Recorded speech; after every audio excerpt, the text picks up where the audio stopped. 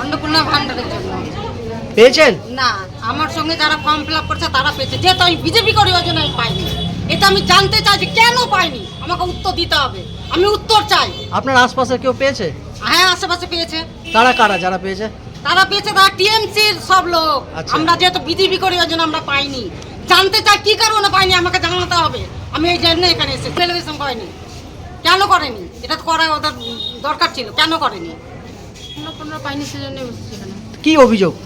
অভিযোগ যে আমরা বিজেপি করি প্রথম থেকে, সেজন্য আমাদেরকে বিজেপির জন্যই দেওয়া হয়নি। টিএমসি যারা করে তারা সকলেই পেয়েছে 10 নম্বর ওয়ার্ডে।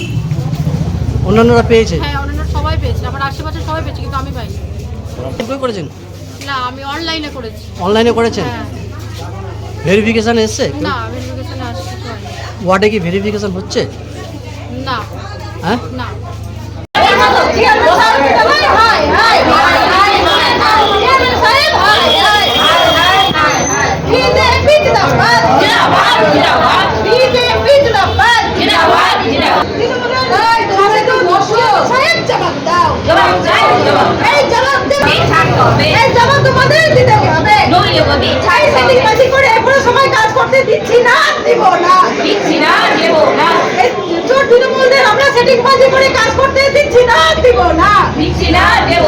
মানে পার্টিকুলারলি শুধু একমাত্র টিএমসি যারা করে তারাই পাচ্ছে। বিজেপি করার অপরাধে যে এই সহায়তা আমরা পাবো না, দিচ্ছেন তো সরকারি, আমাদের সরকারই তো দিচ্ছেন। তাহলে এখানকার টিএমসির কেডাররা এটা তো ঠিক করতে পারেন না, যে কারা পাবে কারা পাবে না। কেননা টিএমসির কাউন্সিলরের বাড়িতে বসে ভেরিফিকেশন হচ্ছে আর পোর্টাল খুলে তাদের নামগুলো এন্ট্রি হচ্ছে। তো এটা তো হতে পারে না, এটা তো অফিসেই হওয়া উচিত। কেন যারা প্রথমে পেয়ে এসছে, যারা প্রথম লটে পেলো, তারা তখনই বা কি করে পেলো, আর এইবার এই মাসেই বা কেন পেলো না? আর যারা যেটা বলা হয়েছিল আমাদেরকে, সিস্টেমেটিক যেটা বলা হয়েছিল, সে সূত্রে যারা পাওয়ার যোগ্য তাদের পাওয়া উচিত।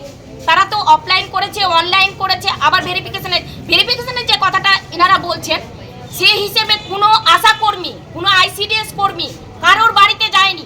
আপনি উপভোক্তাদের কাছে জেনে নিতে পারেন, ওরা বলছে যে সার্ভে হয়েছে, ভেরিফিকেশন হয়েছে, কিন্তু হয়নি।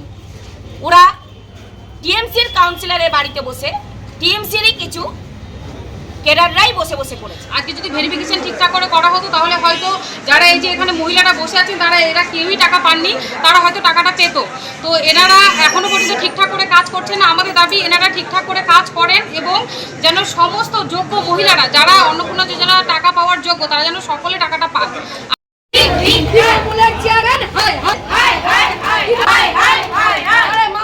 অধিকার দিতে না পারলে চেয়ারম্যানের পদত্যাগ চাই।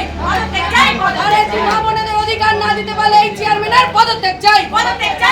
তৃণমূলের চেয়ারম্যানের পদত্যাগ চাই। দুর্নীতিবাজ তৃণমূলের চেয়ারম্যানের পদত্যাগ চাই।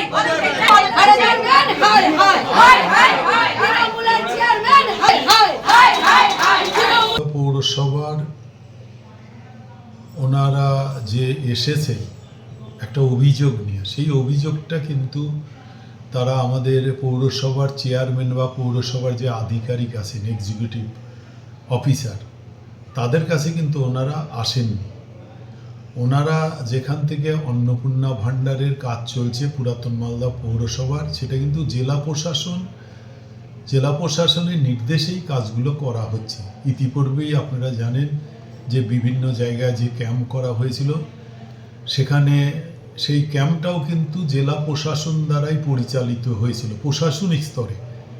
এটা কিন্তু পৌরসভার কাউন্সিলর বা চেয়ারম্যান দ্বারা পরিচালিত হয়নি।